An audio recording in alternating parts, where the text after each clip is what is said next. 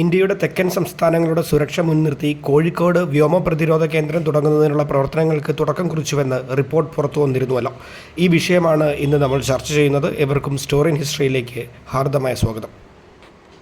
Air defence radar അടക്കമുള്ള അത്യാധുനിക missile പ്രതിരോധ സംവിധാനങ്ങൾ കോഴിക്കോട് സ്ഥാപിക്കുവാൻ വ്യോമസേന തയ്യാറെടുക്കുന്നുവെന്ന വാർത്തകളാണ് പുറത്തു വന്നത്. ഇതിനായി കടലുണ്ടി വില്ലേജിൽ 40 ഏക്കർ ഭൂമി കൈമാറാനുള്ള നടപടികൾ തുടങ്ങി. ഇന്ത്യയുടെ തെക്കൻ സംസ്ഥാനങ്ങളുടെ സുരക്ഷ ഉറപ്പാക്കുന്നതിൽ നിർണായകമായി മാറാനിടയുള്ള നീക്കമായാണ് ഇതിനെ പ്രതിരോധ വിദഗ്ധർ വിലയിരുത്തുന്നത്.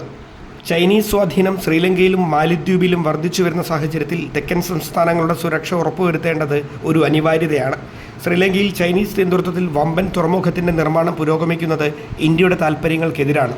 ഇതിലൂടെ ഇന്ത്യയുടെ തെക്കൻ പ്രദേശങ്ങളെ മിസൈൽ വിക്ഷേപണ പരിധിയിൽ കൊണ്ടുവരാൻ ചൈനയ്ക്ക് കഴിഞ്ഞേക്കും. ഈ പശ്ചാത്തലത്തിലാണ് കോഴിക്കോട് മിസൈൽ പ്രതിരോധ സംവിധാനം അടക്കമുള്ള സജ്ജീകരണങ്ങൾ ഒരുക്കുവാൻ ഇന്ത്യൻ വ്യോമസേന തയ്യാറെടുക്കുന്നത്. ഇന്ത്യ തദ്ദേശീയമായി നിർമ്മിച്ച ആകാശ് മിസൈൽ ഉൾപ്പെടെയുള്ള അതിശക്തമായ വ്യോമ പ്രതിരോധ സംവിധാനങ്ങൾ ഇന്ത്യക്കുണ്ട്. അടുത്തിടെയുണ്ടായ പാക് പ്രകോപനത്തെ കാര്യക്ഷമമായി നേരിടാൻ ഇന്ത്യയുടെ വ്യോമ പ്രതിരോധ സംവിധാനങ്ങൾക്ക് കഴിഞ്ഞിരുന്നു.